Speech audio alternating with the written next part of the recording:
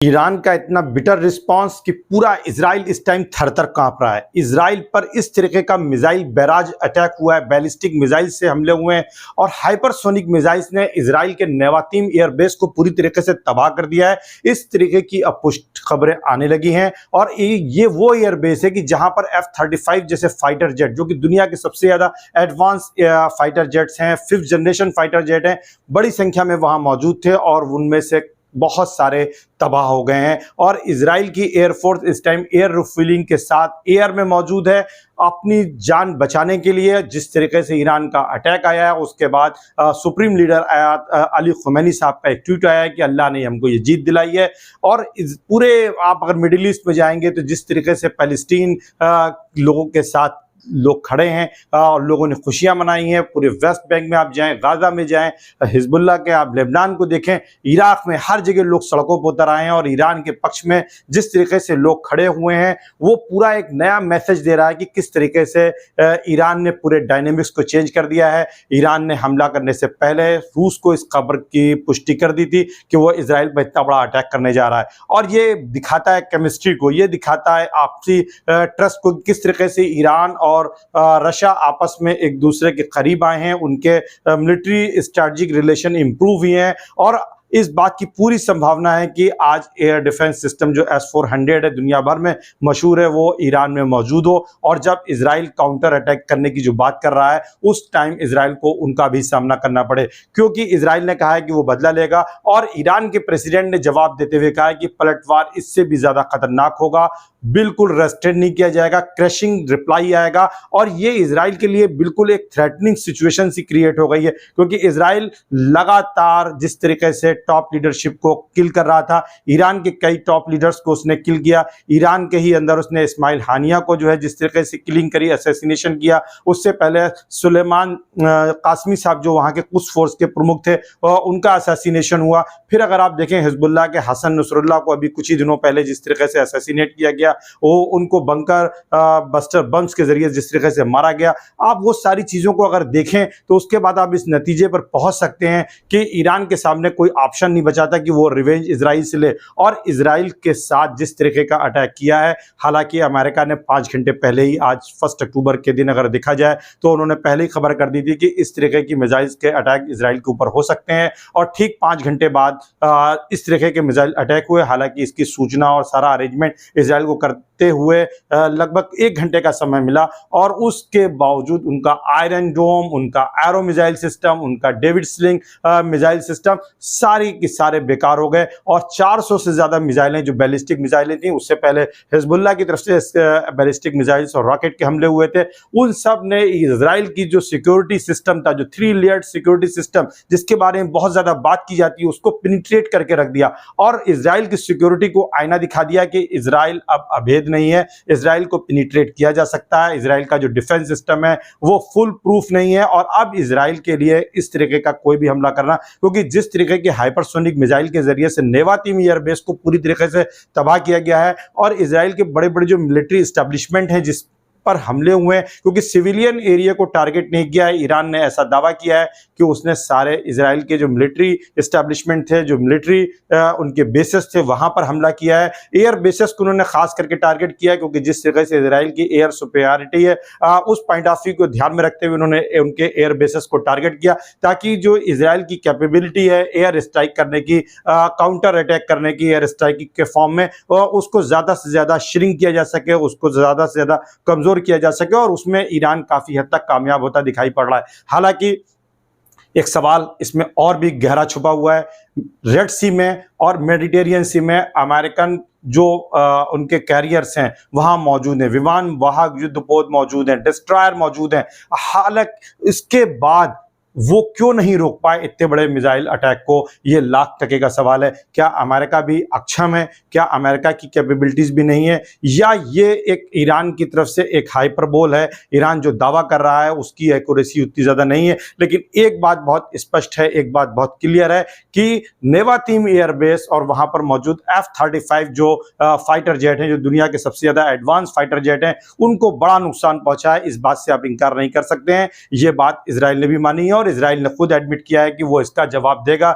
Israel ने जो pen पहुंचा है इसराइल उस पेन का बदला लेगा, ऐसा वहां के प्रेसिडेंट ने, नेतन्याहू ने भी कहा है, वहां के प्राइम मिनिस्टर ने। और ये सब चीजें ये बात दिखा रही हैं कि अब मिडिल ईस्ट में संघर्ष बढ़ सकता है। हालांकि अब ये बात की जा रही है कि वर्ल्ड वॉर 3 शुरू हो सकती है, लेकिन ये थोड़ा सा एग्जैगरेशन हो जाएगा अभी सिचुएशन का। वर्ल्ड वॉर 3 के लिए ये जरूरी है कि दो बड़ी सुपर पावर्स जो हैं आपस में लड़ें, आपस में उनका कन्फ्रंट्रेशन हो। ऐसा अभी होता हुआ दिखाई नहीं पड़ रहा है। ईरान अमेरिका और इसराइल के कंपैरिजन में मिलिट्री पॉइंट ऑफ व्यू से, इकोनॉमिकली पॉइंट ऑफ व्यू से अगर देखा जाए और इसी तरीके से टेक्नोलॉजी में देखा जाए तो काफी पीछे है। लेकिन जिस तरीके का जज्बा दिखाया है, जिस तरीके की अपनी उन्होंने इंडिजीनियस टेक्नोलॉजी के जरिए से इसराइल को बिल्कुल उन्होंने शॉक्ड किया है, डेफिनेटली वो इसराइल के लिए एक बड़ी बात होगी और इसराइल के लिए एक बड़ा खतरा के तौर पर ईरान उभर करके आया है। लेकिन वर्ल्ड वॉर 3 थोड़ा सा एग्जैगरेशन हो जाएगा क्योंकि जिस तरीके से मल्टीपोलर वर्ल्ड होता जा रहा है उसमें वर्ल्ड वॉर 3 के लिए स्कोप कम बचता है। हालांकि इस तरीके के एंगेजमेंट करके अमेरिका को कहीं ना कहीं रूस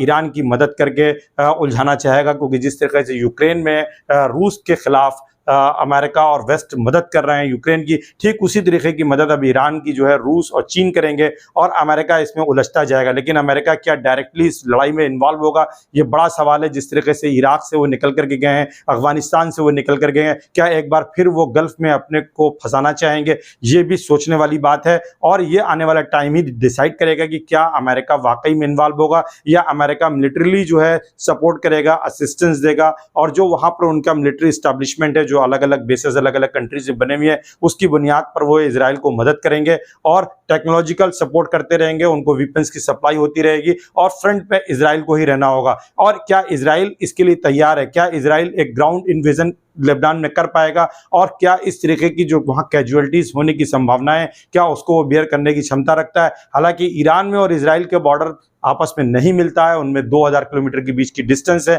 और इस तरीके के एक्सचेंज ऑफ मिसाइल्स हो सकते हैं। ईरान के पास एक अच्छी एयर फोर्स नहीं है, इसलिए एयर स्ट्राइक ईरान की तरफ से होने की चांसेस कम है। लेकिन मिसाइल्स का उनके पास एक बहुत बड़ा भंडार है और वो अपना जो उनके पास स्टॉक पाइल है उसका वो इस्तेमाल करके इजराइल के ऊपर लगातार अटैक कर सकते हैं और जो उनका एक्सिस ऑफ रेजिस्टेंस है उसके जरिए से रॉकेट अटैक भी कर सकते हैं और लगातार वो कर रहे हैं। और इजराइल के लिए अब सिचुएशन टफ होती जा रही है। 2015-16 में इस तरीके की बात वहां के सुप्रीम लीडर अली खुमैनी ने कही थी कि इजराइल का एग्जिस्टेंस अगले 25 वर्षों में समाप्त हो जाएगा। क्या इजराइल उस दिशा में बढ़ रहा है या अब इजराइल को बहुत ही सोच के साथ बैठना पड़ेगा और 2 नेशन स्टेट की जो बात है उसको स्वीकार करते हुए एक इंडिपेंडेंट आजाद पैलेस्टीनियन स्टेट के वजूद को स्वीकार करना होगा जिसकी कैपिटल जो है ईस्ट यरूशलेम हो? क्योंकि अब अगर इस मसले का हल नहीं किया तो जिस तरीके की ज्योग्राफिकल इजराइल की कंडीशन है, जो उसकी ज्योग्राफी है, वहां पर अगर आप पूरे रॉकेट एक अच्छा रॉकेट सिस्टम से अगर आप पूरी तरीके से पेनिट्रेट हो जाते हैं, अगर वो गाइडेड नहीं है, अनगाइडेड रॉकेट है, फिर आप कैसे हाइपरसोनिक मिसाइल्स का सामना करेंगे, किस तरीके से आप बैलिस्टिक मिसाइल्स का सामना करेंगे? आपकी एक छोटी सी आबादी है, 1 करोड़ की आबादी है, छोटा सा मुल्क है और ऐसी सिचुएशन में लगातार संघर्ष में रहना डेफिनेटली इजराइल के लिए मुश्किल होगा। और गल्फ कंट्रीज डेफिनेटली जितनी भी अरब कंट्रीज हैं वो अभी इस लड़ाई में डायरेक्ट इन्वॉल्व नहीं होंगे। ओआईसी की मीटिंग हो सकती है, ओआईसी रेजोल्यूशन पास करने के लिए जाना जाता है, कड़ी निंदा करने के लिए जाना जाता है, कोई भी वो एक्टिव डिसीजन नहीं लेगा, इस बात की पूरी पॉसिबिलिटी है। लेकिन यह भी ध्यान रखने की बात है कि अब अरब कंट्रीज के लिए भी ये मुश्किल होगा कि वो इजराइल के साथ खड़े हो सके, क्योंकि इजराइल के साथ खड़े होने पर वहां पर अरब स्प्रिंग जैसे हालात पैदा हो सकते हैं। ऐसी सिचुएशन में लगातार इजराइल पर ये प्रेशर बनाएंगे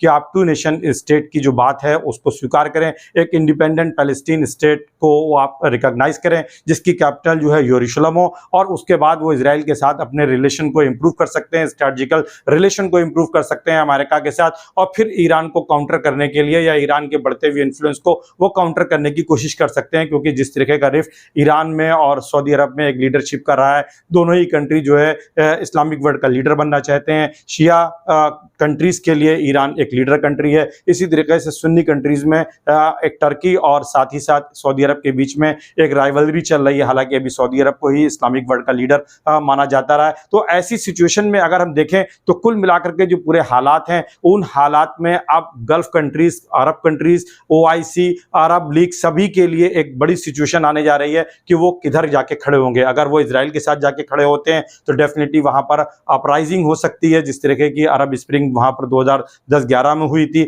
अगर वो ईरान के साथ जाते हैं तो उनके लिए दूसरे तरीके के इक्वेशंस हैं जिनका उनको सामना करना पड़ सकता है। ईरान एक सुपर पावर के तौर पर रीजनल सुपर पावर एक्सेप्टेड किया जाएगा और ऐसी सिचुएशन में इस्लामिक वर्ल्ड का लीडर उसी को माना जाएगा। तो ये एक बड़े सवाल हैं। अब इजराइल को प्रैक्टिकल होकर के, प्रैग्मेटिक होकर के सॉल्यूशन की तरफ आगे बढ़ना होगा, और नहीं तो ये लड़ाई ऐसी ही चलती रहेगी। जिस तरीके से इजराइल पर ईरान का आज अटैक हुआ है, डेफिनेटली अमेरिका भी अगर सपोर्ट में आएगा, ईरान को लॉस ज़्यादा होगा। लेकिन ऐसी लड़ाई में क्या रूस, मस्कोवा जो उसका युद्धपोत था, जिस तरीके से ब्लैक सी में डुबो दिया था यूक्रेन ने, क्या अरब सागर में, क्या रेड सी में, क्या मेडिटेरियन सी में कोई अमेरिकन डिस्ट्रॉयर भी डूबने वाला है? क्या रशिया इस तरीके के कोऑर्डिनेट्स प्रोवाइड कर सकता है लड़ाई के दौरान? और अगर ऐसा कुछ होगा तो अमेरिका के लिए बहुत बड़ा झटका होगा। अमेरिका की जो सुपरमेसी है, जो अमेरिका का डोमिनेंस है, उस पर एक बड़ा झटका होगा और रशिया उनसे बदला ले सकता है। तो ये वो सारी चीज़ें हैं जिन पर नज़र रखने की ज़रूरत है।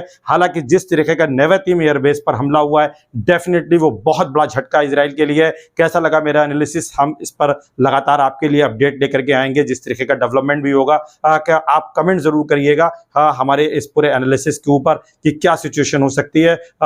Thank you so much.